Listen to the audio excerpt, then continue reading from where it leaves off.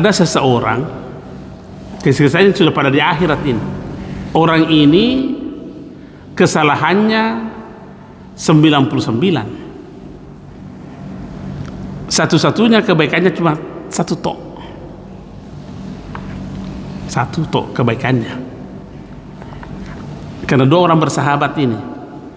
Satu lagi kebaikannya 99. Satu saja kejahatannya. Sebaliknya kan? Jadi yang pertama tadi mau masuk surga, begitu kisahnya dalam hadis, yang 99 kebaikannya, satu kesalahannya, tertahan, tidak jadi masuk surga. Karena ada bahwa kata rezeki di sini bukan hanya terbatas pada benda, tetapi mencakup seluruh anugerah yang Allah berikan kepada kita.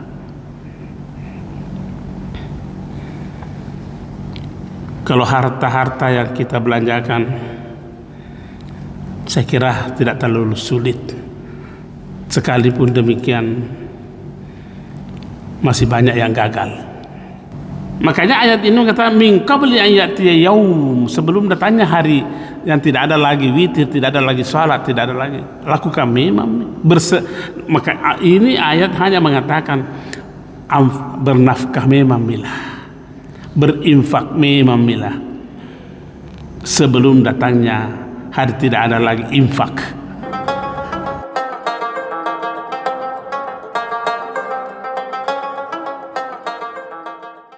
Assalamualaikum warahmatullahi wabarakatuh. Alhamdulillahirabbil alamin. Wassalatu wassalamu ala rasulillahil karim Sayyidina Muhammadin wa ala alihi wa ashabihi ajma'in. Allahumma la ilma lana illa ma 'allamtana innaka antal alimul hakim. Fa'allimna ma yanfa'una wa anfa'na bima 'allamtana. Allahumma ja'alna mimman yastami'una al-qawla fayattabi'una ahsana. Wa la taj'alna mimman 'arada 'an dzikrik fa inna lahu ma'isatan danka. Wa adkhilna fi ibadikas salihin bi rahmatika ya arhamar rahimin.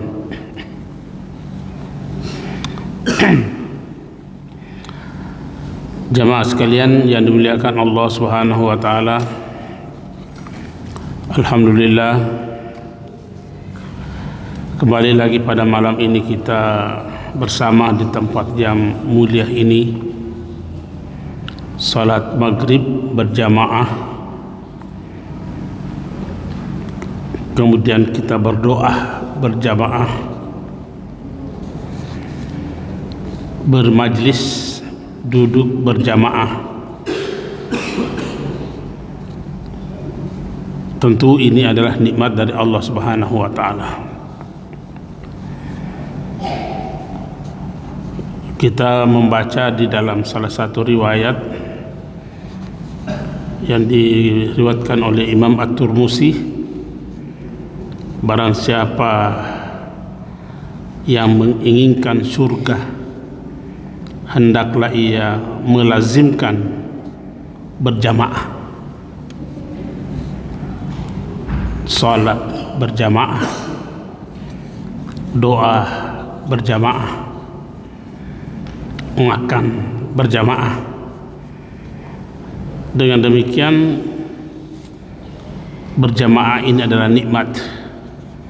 Oleh karenanya mari kita senantiasa memuji dan bersyukur atas segala nikmat yang Allah anugerahkan kepada kita. Begitu pula mari kita senantiasa berupaya meningkatkan intensitas salawat kita kepada Rasulullah sallallahu alaihi wasallam. Moga-moga kehidupan kita semakin berberkah dan kita sebagai umatnya Rasulullah sallallahu alaihi wasallam digolongkan sebagai umatnya memperoleh syafaat Rasulullah sallallahu alaihi wasallam. Insyaallah pada malam hari ini kita akan membaca ayat berikutnya, masih dalam surah Al-Baqarah, yaitu ayat 254, atau kita mengatakan ayat kedua dari tilka rusul.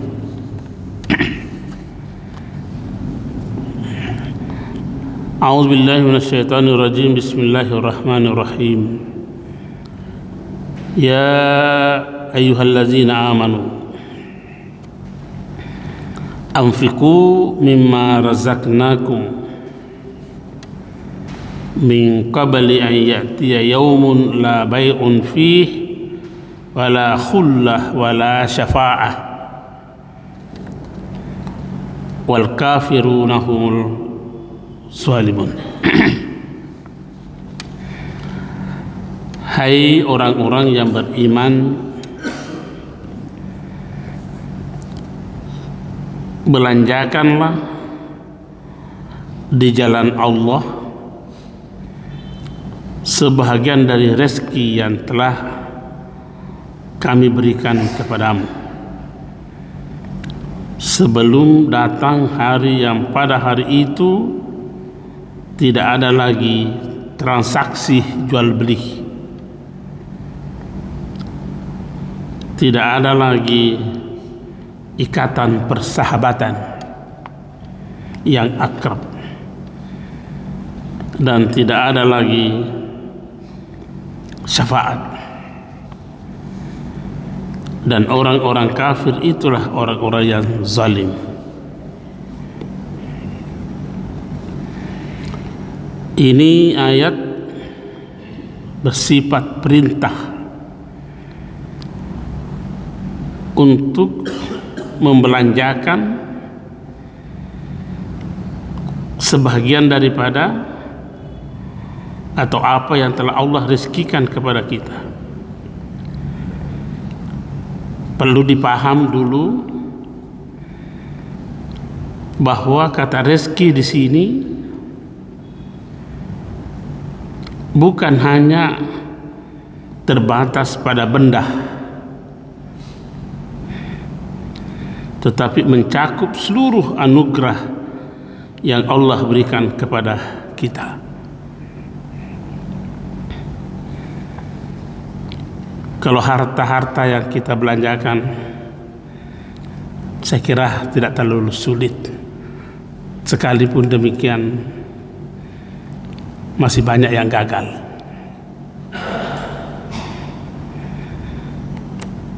Yang agak sulit ini sekalipun tidak bersifat materi, tapi justru banyak yang gagal di sini. Apa itu? Diri kita ini adalah anugerah dari Allah. Seperti apakah kita telah membelanjakan diri kita?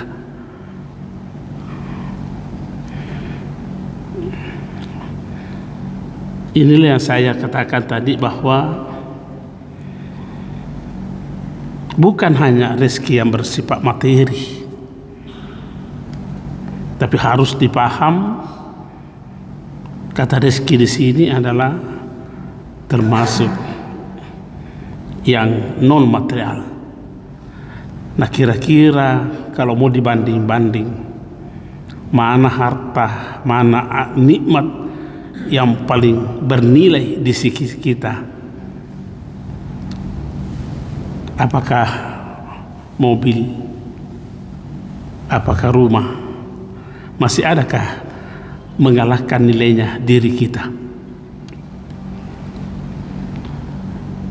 Kalau demikian adanya, sudah seperti apa kita membelanjakan diri kita di jalan Allah?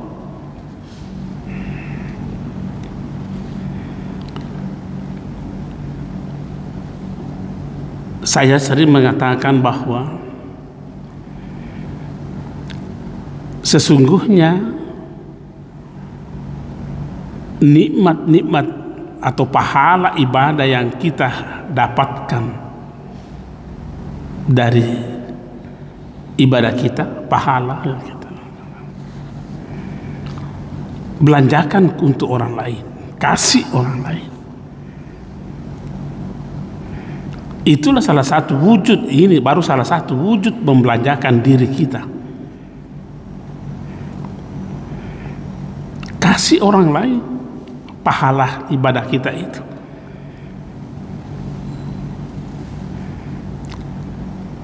Apa diantaranya pahala kita? Kalau umpamanya kita ditanya, apa yang kau dapat di dalam ibadahmu? Mungkin kita berkata, ikhlasku semakin tumbuh, keikhlasan. Oh, kalau tumbuh ada keikhlasan, buah daripada ibadahmu, belanjakan, kasih orang lain. Jangan kita yang menikmati sendiri.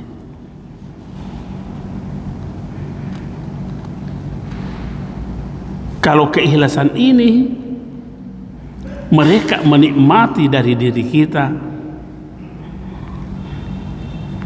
itulah pahala yang tidak bisa diangkat itu.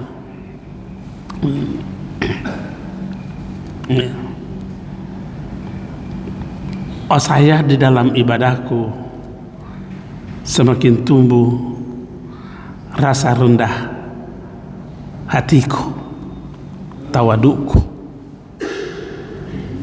Oh, kalau begitu ada rasa rendah diri yang kita lihat pada ibadah kita, kasih orang lain untuk dinikmati. Jangan kita mau menikmati sendiri. Saya berkali-kali mengatakan bahwa kalau ada orang yang mau menikmati sendiri pahalanya, pada hakikatnya bukan ibadah yang dia lakukan, kedurhakaan.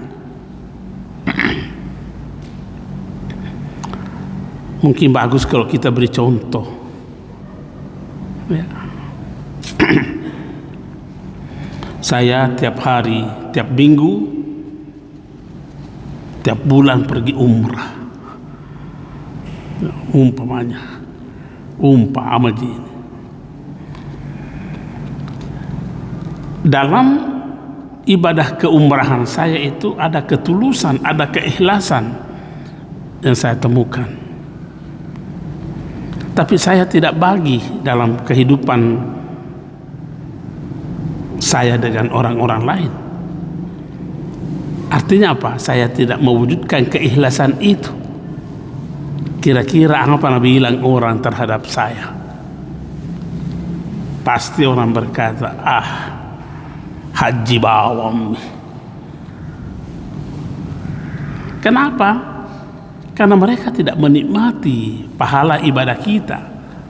Kasih orang, belanja. Memang Allah mengatakan anfiku. Kenapa dikatakan anfiku, belanjakan?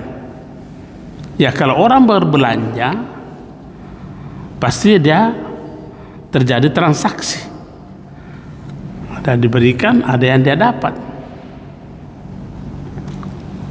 Apa yang dia dapat? Apa yang kita dapat? Setidaknya yang kita dapat adalah karunia dari Allah, hidayah dari Allah, nikmat dari Allah.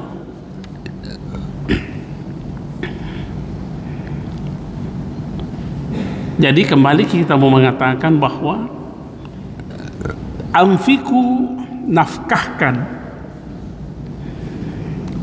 mimma razaqnakum, apa yang telah kami berikan kepadamu. Itu kesehatan, nikmat atau bukan? Pasti kita katakan nikmat. Ya, kalau begitu kesehatanmu itu gunakanlah untuk bermanfaat terhadap orang lain.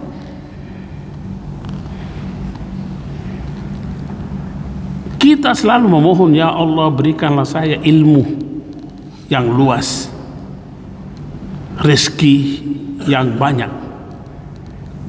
Percuma itu kalau kita mau menikmati sendiri. Percuma. percuma. Ya Allah, berikanlah kami rezeki yang luas. Wah, tapi dia sendiri yang mau menikmati pada salama tidak guna-gunana.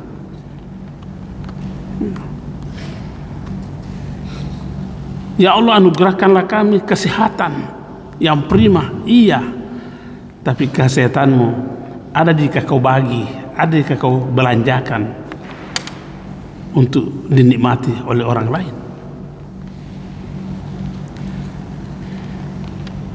Kita meminta kepada Allah, ya Allah, berikanlah aku kekuatan. Boleh, silakan. Tapi adakah kekuatan yang Allah telah berikan kepada kita, kita manfaatkan untuk orang lain? Kalau tidak, untuk apa? Untuk apa kita minta semua itu? Jadi pada hakikatnya ini, kita meminta kesehatan untuk orang lain. Artinya apa? Agar diri kita ini bermanfaat orang lain.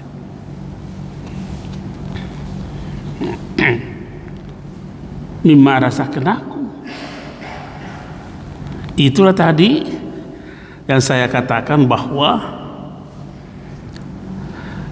kata rezeki di dalam ayat ini tidak hanya terbatas pada bentuk material. Bentuk material. Bentuk material saja kita agak susah membelanjakan.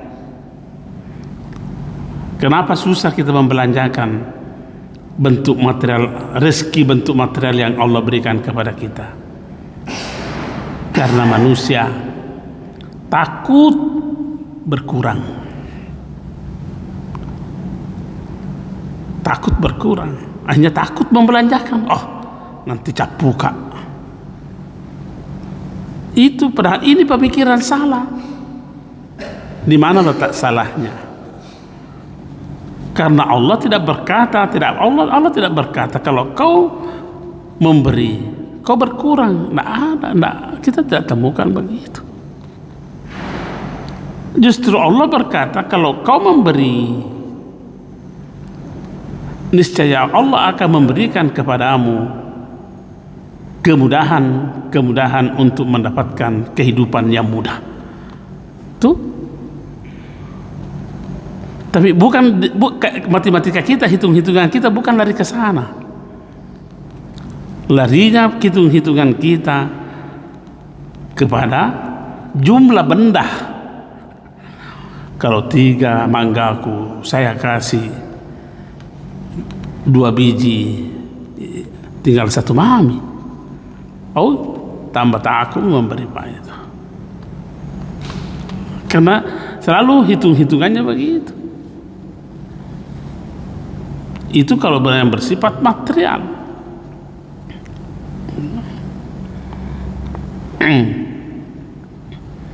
Mimma razaqnakum. Disambung ayat min qabli an ya'tiya yaumun la bai'un fihi wala khulla wala syafa'ah. Sebelum datangnya hari tidak ada lagi transaksi jual beli seperti ini. Artinya tidak ada lagi amal-amal yang kita bisa gunakan untuk mendapatkan amal. Sebelum hari akhirat, maksudnya begitu. Kenapa? Karena di hari akhirat bukan lagi masa beramal, tidak ada lagi beramal di situ. Nanti di akhirat saya mau sholat, tidak ada lagi sholat di akhirat. Di akhirat nanti saya mau berzakat, tidak ada lagi zakat, tidak ada lagi.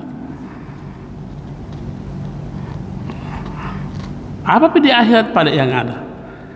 Yang ada di akhirat adalah menikmati.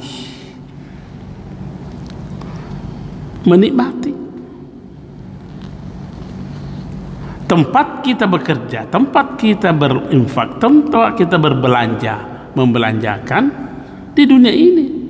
Makanya dikatakan sebelum datangnya. Karena kalau sudah datang itu sudah selesai urusan,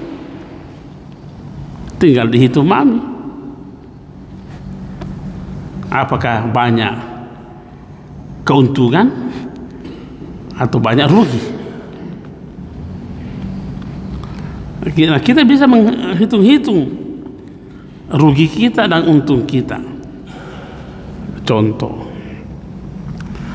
Allah beri kita waktu. Ini baru persoalan waktu saja kita hitung ini. Allah beri waktu kita 24 jam. Satu hari, satu malam. 24 jam. Berapa jam yang kita pakai hidup dalam keadaan sadar, dan berapa jam yang kita jadikan hidup dalam keadaan lalai? Hitung lagi itu. Baru ki bangun, berarti sudah ada waktu kita lewati. Padahal ada kesempatan berdoa sesudah bangun. Itu kan disyariatkan. Kita lakukanlah. Sudah itu, ada juga kita kesempatan untuk tadi malam salat witir. Padahal fisik kita sehat-sehat ini. Sehat-sehat. Ada waktu. Ada kekuatan. Tapi kita tidak lakukan. Ini beruntung atau rugi yang begini nih?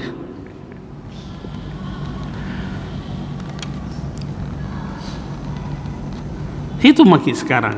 Jadi lebih baik nanti setiap kita mau tidur tutup buku, hitung mana banyak yang amal baik kah atau amal lalai kah atau sadar selama 24 jam itu.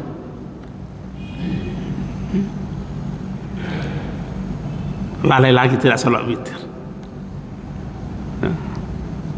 Sudah berwudu tidak salat wudu, padahal ada kesempatan tidak salat wudu lagi. Nah itu kan semua disyariatkan. Ada kesempatan untuk salat taubat sebelum salat tahajud, lalai lagi. Salat tahajud lagi dia lakukan, alhamdulillah dia lakukan. Padahal masih bisa tambah lagi 2. 2 mau mengantuk. Itu ini beruntungkah atau rugi ini yang begini? Lalai lagi kan? Ya, dia tambah lagi 2 jadi 4. Muncul lagi itu otaknya.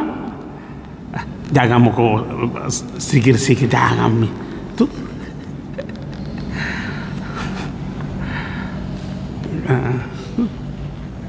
Sikir-sikir lagi, zikir lagi, muncul lagi itu.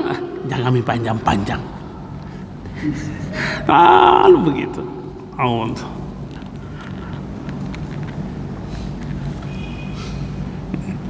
Sudah berapa kali kita lalai ini? Itu witir jangan dilakukan pada saat bulan Ramadan saja. Tiap malam itu witir. Jangan witir nanti bulan Ramadan. Wah, jadi berapa banyak lalai itu kalau bulan Ramadan saja? Berapa hari? 1 tahun 360 hari.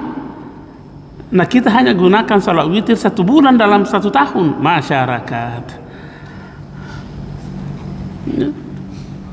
Nah itu witir hukumnya apa? Ada imam mazhab mengatakan wajib, ada yang mengatakan sunnah muakkadah minimal, mulia. Saking mulianya itu salat witir, Abu Bakar, Umar, semua sahabat Nabi tidak pernah dia meninggalkan witir. Sampai-sampai itu Umar pernah dilapor kepada Nabi karena Abu Bakar saking takutnya meninggalkan witir, dia melanggar, tanda kutip melanggar. Maksudnya tanda kutip melanggar, tidak diperintahkan seperti itu oleh Rasulullah. Yang diperintahkan Rasulullah sudah lewat tengah malam salat witir. Abu Bakar begitu selesai salat Isya langsung witir, saking takutnya meninggalkan witir.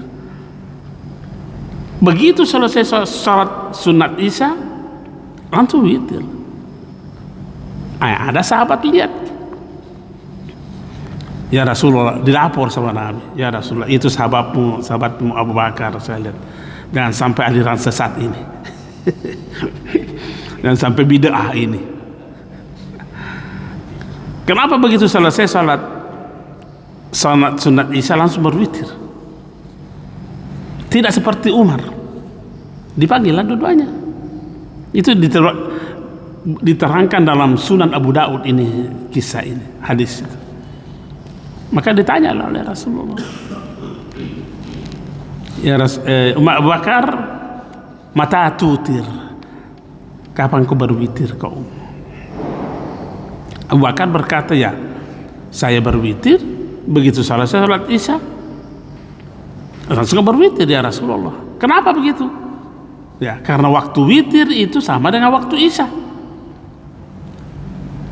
Saya tidak laksanakan tengah malam. Kenapa?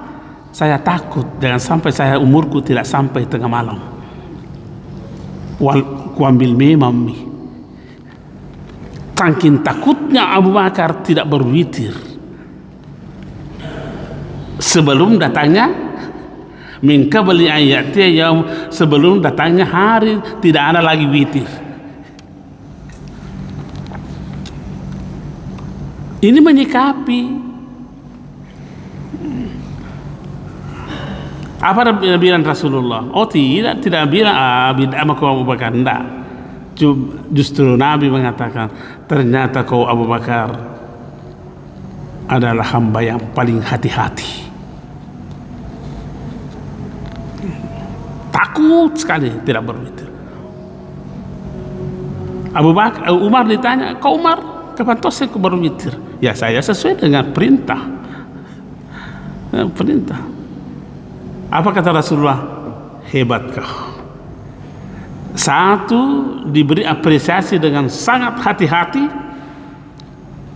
Satu, diberi apresiasi dengan orang hebat. Siapa yang salah di sini? Yang salah di sini adalah yang tidak berwitir. Itu yang salah itu. Makanya ayat ini kata min qabli an ya'tiya yaum, sebelum datangnya hari yang tidak ada lagi witir, tidak ada lagi salat, tidak ada lagi lakukan memang. Maka ini ayat hanya mengatakan bernafkah memang milah, berinfak memang milah. Sebelum datangnya hari tidak ada lagi infak.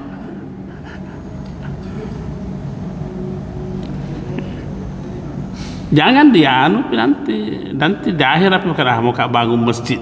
Tidak ada masjid di sana dibangun. Di akhirat saya mau menyumbang kepada fakir miskin. Nah ada yang fakir miskin nanti di akhirat mau dibantu. Nah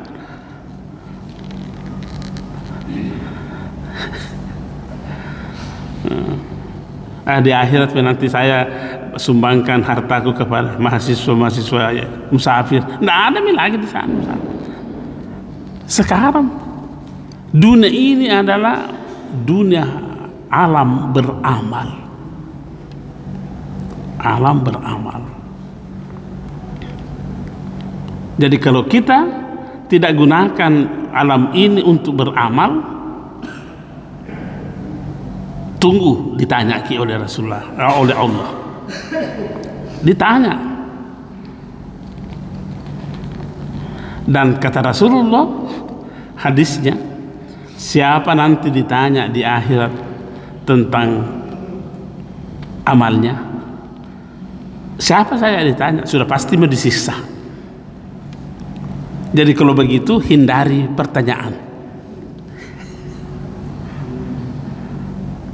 Saya mau mengulangi hadisnya ini dari Aisyah radhiyallahu anha.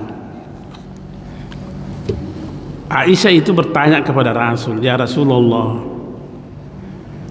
karena Aisyah pada saat itu dia membaca ayat fa amma man utiya kitabahu bi yaminihi fa sawfa yuhasabu hisaban yasira. Siapa nanti yang dikasih kartu amalnya, buku amalnya dengan tangan kanannya, maka ia akan dihisap amalnya, dihitung amalnya dengan amat sangat mudah, hisaban yasira. Aisyah tanya Rasulullah, ya Rasulullah, apakah yang dimaksud dengan dihisap, dihitung amal kita dengan perhitungan amat sangat mudah, sangat mudah? Kata Rasulullah, tidak ada pertanyaan. Tidak ada pertanyaan. Wajar saja. Itu masuk di akal ini. Di mana masuk akalnya? Tidak ada pertanyaan. Coba kita lihat, kalau suruh anak tak pergi ke satu tempat, ada kita perintahkan anak tak, nah pergi aku dulu kerjakan ini di sana. Anak ini pergi mengerjakan semua yang diperintahkan, tidak ada yang ditinggal, selesai. Kira-kira kita mesti tanya anak tak? Kalau toh kita bertanya pertanyaan yang menyenangkan, sudah makan, ada di bawah bensin tanah, artinya masih mau ditambah lagi nikmat itu. Tapi kapan salah anak kita mengerjakan itu, apa kita tanya?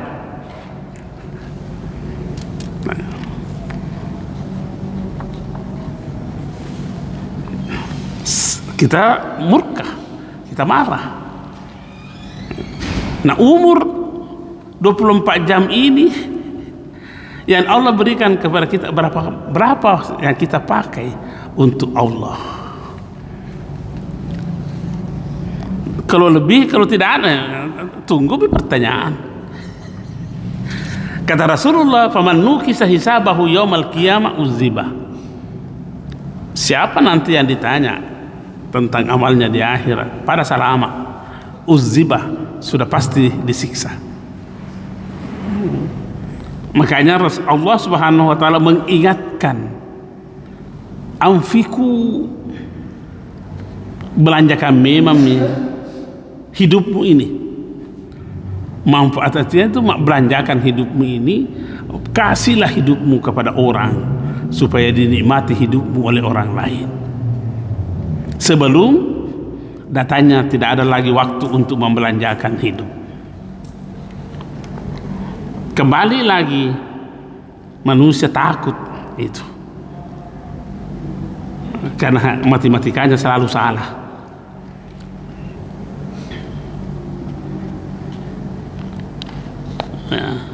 Artinya bahwa Allah memerintahkan kepada kita untuk memberikan sesuatu dari diri kita.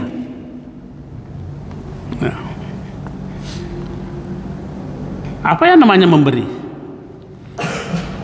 Namanya memberi itu, menginfak itu adalah melepaskan kepemilikan kita.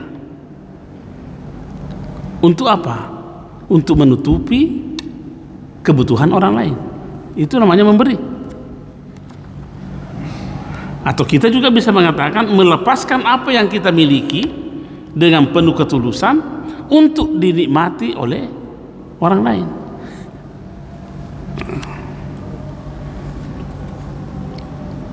Dan memang di dalam Al-Quran, saya mau mengatakan lagi, di dalam Al-Quran itu Sifat yang pertama Allah perkenalkan dalam Al-Quran adalah memberi. Itu memberi. Tapi ingat, memberi ini bukan hanya bentuk materi. Bagian daripada diri kita kasih orang. Sehatmu kasih orang sehat untuk ada manfaatnya. Ya.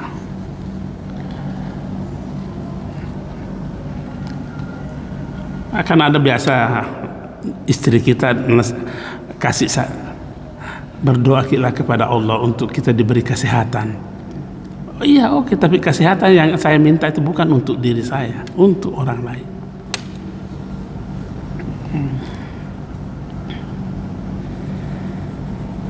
Jadi anugerah-anugerah yang Allah berikan kepada kita, termasuk diri kita, diperuntukkan bukan untuk diri kita. Saya mau berikan contoh konkret. Saya mau ke daerah bersama dengan si A.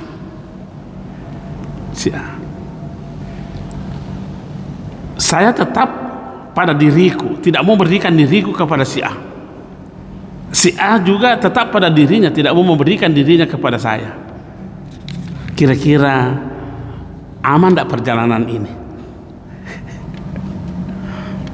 Saya kira-kira baru 2 meter keluar dari rumah, masa-masa nih Pak, bertengkar. Makanya ada ulama berkata begini,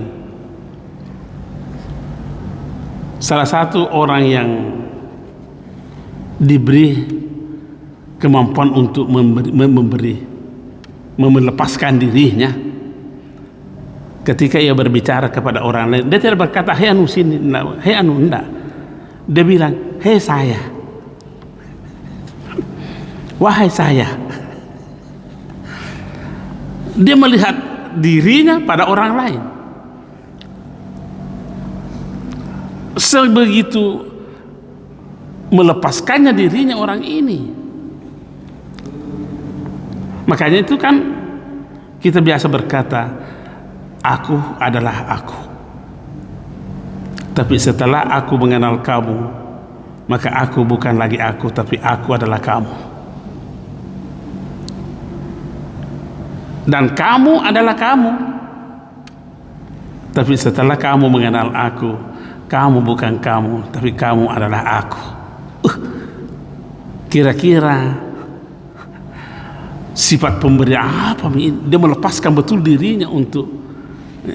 Itulah tadi kita tekankan kembali. Jangan selalu berpikir memberi hanya bersifat materi. Kau memberikan materi, tapi kau tetap pertahankan dirimu. Bagaimana caranya?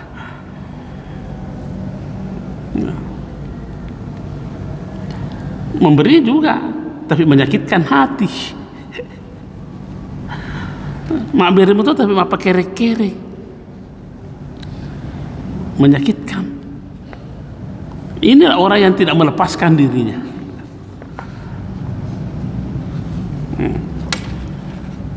Nah kita baca di ayat ini, tidak ada transaksi di akhirat.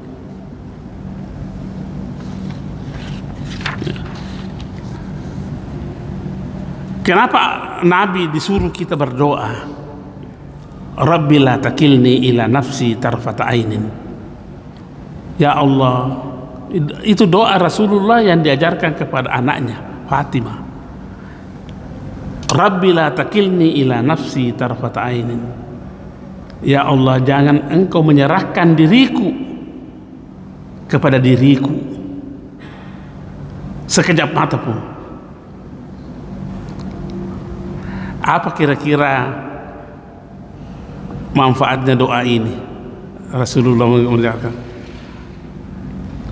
Nabi paham bahwa selama kau memegang dirimu, menggenggam dirimu, pasti banyak sekimu.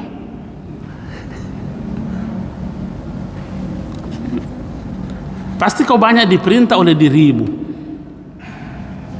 Nah begitu diri kita yang memerintah kita, tidak ada kemerdekaan. Tidak ada kemerdekaan. Orang yang merdeka itu adalah orang yang tidak memiliki sesuatu dan tidak ada sesuatu yang memilikinya. Itulah orang merdeka. Jadi kalau begitu, manusia yang terjajah ini adalah manusia yang dimiliki oleh dirinya. Kenapa dia malas bangun sholat tahajud? Karena memang dirinya dimiliki oleh dirinya.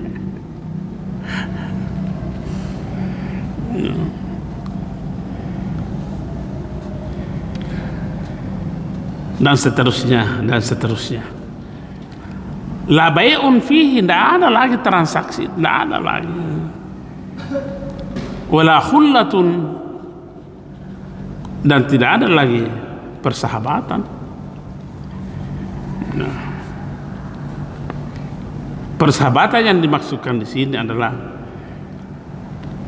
tidak ada lagi akur terhadap orang-orang kafir, tidak ada. Tidak ada lagi akurnya kita dengan orang-orang yang ingkar.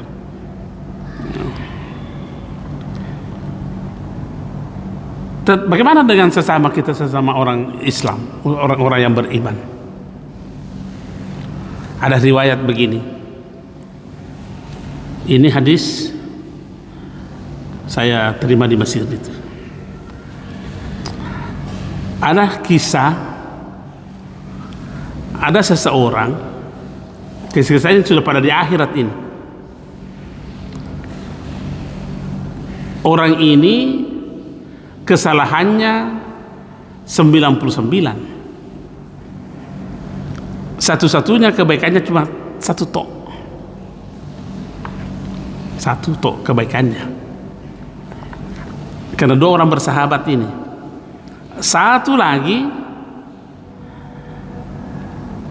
kebaikannya 99. Satu saja kejahatannya. Sebaliknya kan?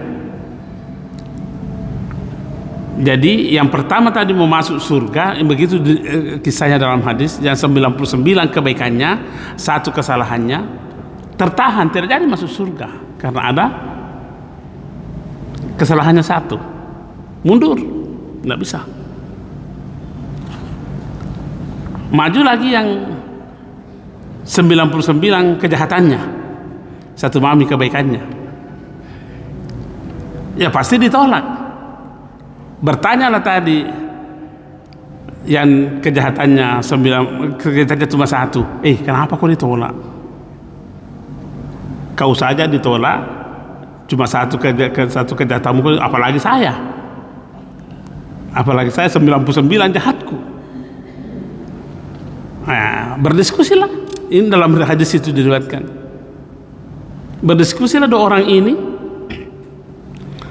Berkatalah orang yang punya kesalahan 99, satu kebaikannya begini, daripada kita dua-duanya masuk neraka, ambil mi, coba ambil mi kebaikanku, berinfak lagi, ambil mi kebaikanku, kasih cukup 100, mari kejahatanmu sini ambil, saya kasih cukup, biarlah saya yang tanggung semua.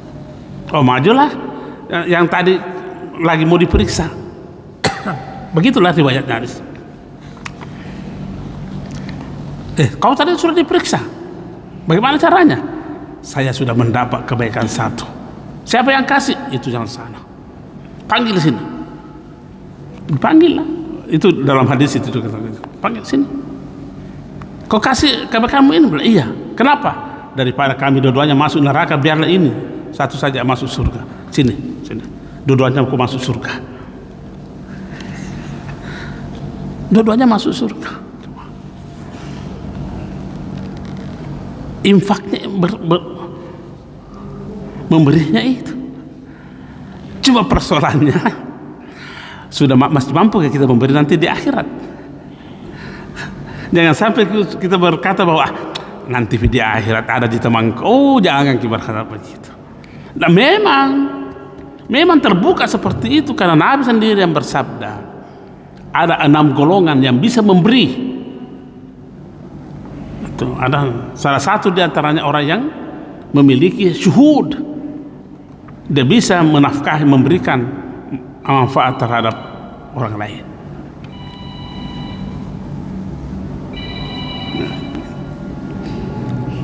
Itu disebutkan dalam hadis itu. Dan juga dalam Al-Quran dikatakan, Al-Quran juga dikatakan, memang dikatakan bahwa tidak ada syafaat. Memang di sini tidak ada syafaat. Tapi jangan cuma satu ayat yang kita baca. Baca juga ayat lain. Apa kata Al-Quran? Man dzalladzi yashfa'u indahu illa biizni. Tidak ada lagi syafaat nanti di akhir kecuali yang diberi izin oleh Allah. Berarti ada, dan Allah akan memberi izin kepada kekasih-kekasih Allah. Siapa yang bilang? Allah berkata, illa liman irtada, kecuali kepada hambaku yang reda diberi kesempatan untuk memberi syafaat. Sekian dan terima kasih. Assalamualaikum warahmatullahi wabarakatuh.